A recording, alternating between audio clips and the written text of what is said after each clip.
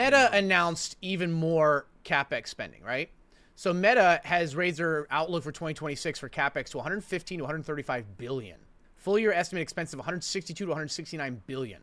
Based on that, they're going to have zero cash flow. They're putting 100% of their free cash flow into CapEx this year. This is what bothers me. There's no plan B. There's just, this is it. That's what worries me. Because the S&P 500 is being carried by these companies. And this is the reason why the market reacts violently whenever there's a trade war or something like that, because packaged software, AI, DeepSeek, right? When DeepSeek came out, obviously it got crushed, but when DeepSeek came out, that's why you saw massive buy. This is why people are on edge, because these companies are going fucking full on YOLO. And while it's not expected to fail necessarily, anything that goes wrong, it's a fucking domino effect here. Microsoft, their CapEx for the quarter was $37.5 billion, 66% up year over year. So Microsoft's concern for me, and the reason I'm not buying the dip in my long term, I'm just trading it, is that Microsoft is the most closely tied with OpenAI. OpenAI is running out of money. They're burning money at $17 billion this year. And they've run out of so much money, they've had to go to the Middle East to try to raise $50 billion. And then Amazon, Microsoft, and NVIDIA are in talks to do another $60 billion funding into OpenAI. All the while, OpenAI is struggling to roll out how they're going to do ads, how they're going to monetize, how they're going to do subscriptions, how they're going to do pay per use. At the same time where Google and Gemini have seen a market share increase of generative AI traffic go from 13% to like 30%. Huge increase. On the other side, OpenAI has a new competitor, a real big competitor that's getting a lot of attention. That's Anthropic. Amazon owns 19% of Anthropic. Google owns about 13%. So when everyone is shoveling money into one company, especially Microsoft, there's a lot of risk associated with that. On top of that, there are other alternatives. Things like Azure saw a slowdown. So when you ask me why Microsoft is falling, not to mention software concerns, this is why. Meta made a bunch of money on ads, and they're like, cool, we're making more money. Let's just fucking spend it all. Every dime of it. Now, obviously, I'm an idiot. I'm just a dumbass. Nobody should take what I say serious. Okay, so take that, as it is. But I think to myself, okay, if this does, pop, let's say the bubble does pop for some reason. I'm not afraid of a bubble popping or a market coming down, unless it causes a recession, people lose work, and then there's a long, it turns into a long-dated recession. But as far as the market, I'm not worried about that. I'm the type of person who has my plan B. If the AI bubble does pop or the collapse happens or there's a big pullback or a bear market, I'm going to buy the dip. What am I going to buy? It's going to be Google. Obviously for a million different reasons. They're not tied to OpenAI. They've got their own in-house shit. They're making a shitload of money everywhere else and they fucking got it. But this year I bought Amazon. Now, obviously, Amazon's not going to move like some of the other tech stocks, but like I've done Amazon because I'm looking at exposure to something, but not the one that's all in on it. You know what I mean? Like I want to have a little bit of both. I think AWS is going to see some unexpected growth and some stuff like that. But I mean, there's other things with Amazon too. You know what I mean? Like they design their own in-house IC chips, right? So they've got that. They're not relying it 100% on Avgo. So while Avgo may be better, at least it has a little bit less exposure there. Okay. Google has to do that for the TPUs. Their Trainium chips are, price performance wise. I mean, they're better. They're at least right now than NVIDIA GPUs. And then they've got, like I said, 15 to 19% of Anthropic. I think AWS is going to see some growth.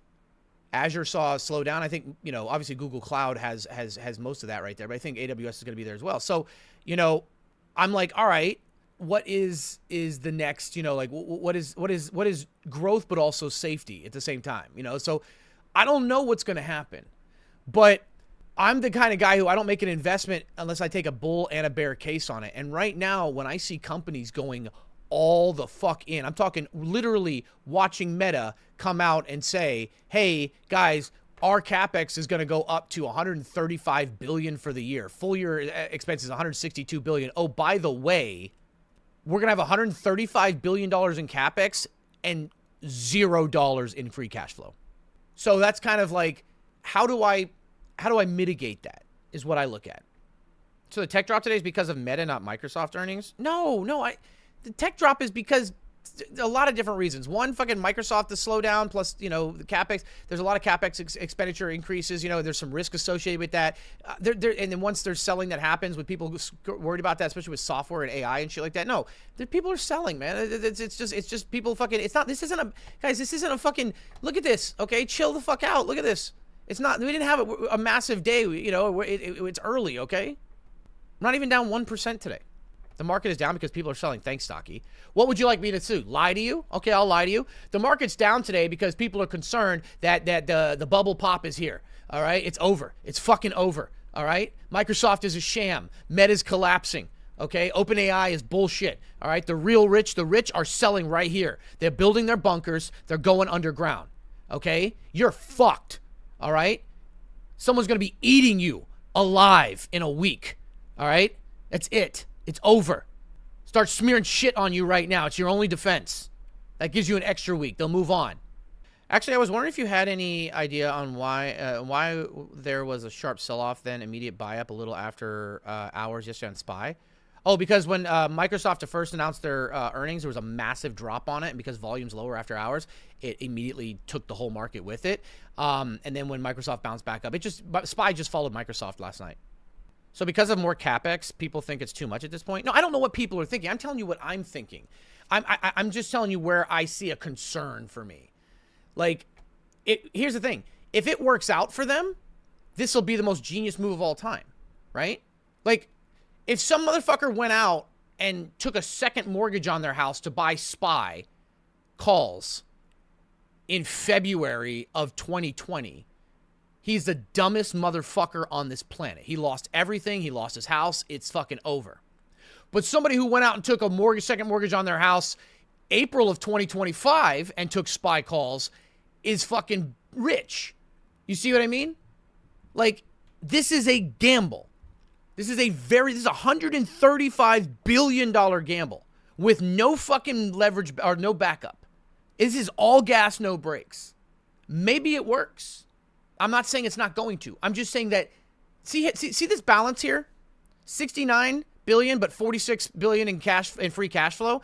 They've got money. There's money coming in. They can, if they take a hit, they take a loss, they can cut it early for a loss, or they can add more, buy the dip, whatever.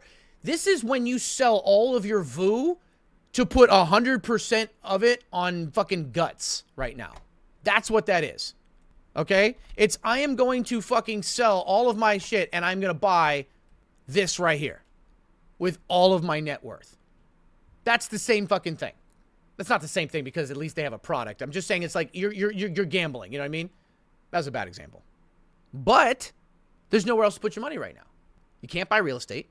Crypto's gone. It's over. This is the beginning of the end for crypto.